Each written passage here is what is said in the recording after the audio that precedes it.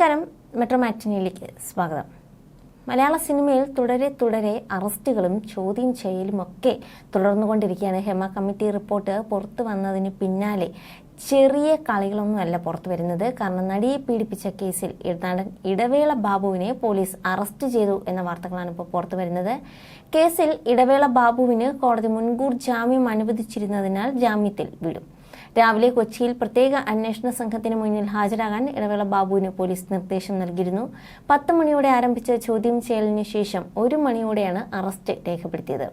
August 28-ന് Ernakulam town north സ്റ്റേഷനിലാണ് ഇടവേള ബാബുവിനെതിരെ കേസെടുത്തത്. അമ്മയിൽ അംഗത്വം നേടാനായി വിളിച്ചപ്പോൾ അപേക്ഷ പൂരിപ്പിക്കാൻ നടിയോട് ഫ്ളാറ്റിലേക്ക് വരാൻ ആവശ്യപ്പെട്ടെന്നും പൂരിപ്പിച്ചുകൊണ്ടിരുന്നപ്പോൾ കഴുത്തിൽ ചുംബിച്ചെന്നുമാണ് പരാതി. പീഡനം, സ്ത്രീത്വത്തെ അപമാനിക്കൽ തുടങ്ങിയ വകുപ്പുകൾ അനുസരിച്ചാണ് കേസ്.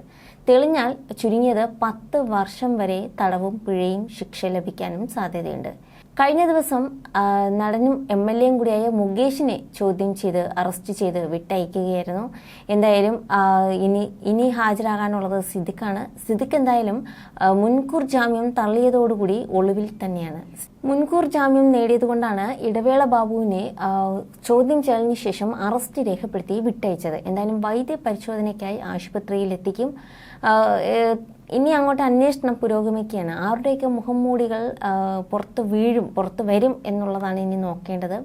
എന്തായാലും ഇനിയും പീഡന ലിസ്റ്റിൽ, ലൈംഗിക ആരോപണ ലിസ്റ്റിൽ പെട്ടിരിക്കുന്നത് ജയസൂര്യയുണ്ട്, അതുപോലെ സംവിധായകൻ രഞ്ജിത്ത് തുടങ്ങിയവരൊക്കെ ചോദ്യം ചെയ്യലിന് എത്തേണ്ടതായിട്ടുണ്ട്. അപ്പോൾ ഇവരെല്ലാം മുൻകൂർ ജാമ്യം എടുത്ത് നിൽക്കുന്നത് കൊണ്ട് തന്നെ അറസ്റ്റ് ഉണ്ടായാലും രേഖപ്പെടുത്തി വിട്ടയക്കാനേ സാധ്യതയുള്ളൂ. സിദ്ദിഖിന് മാത്രമാണ് മുൻകൂർ ജാമ്യം കോടതി നിഷേധിച്ചത്.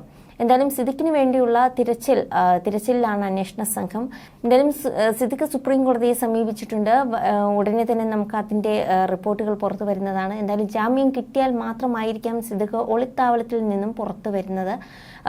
അല്ല എങ്കിൽ അറസ്റ്റ് എങ്ങനെ നടക്കുമെന്നുള്ളതൊക്കെ നോക്കിക്കണ്ടേണ്ടതാണ്. എന്തായാലും ഹേമ കമ്മിറ്റി റിപ്പോർട്ട് പുറത്തു വന്നതിന് പിന്നാലെ മലയാള സിനിമയെ പിടിച്ചു കുലുക്കുന്ന സംഭവങ്ങൾ തന്നെയാണ് നടന്നുകൊണ്ടിരിക്കുന്നത്. അമ്മ എന്ന സംഘടനയെ താരസംഘടന പിരിച്ചുവിടേണ്ട അവസ്ഥയിൽ വരെ കൊണ്ട് എത്തി നിൽക്കുകയാണ്.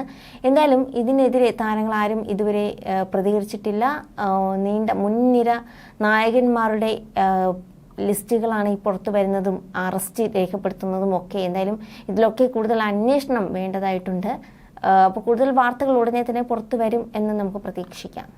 You're watching me and you're watching me on metromatney.com. on metromatney.com. metromatney.com. Subscribe for more videos.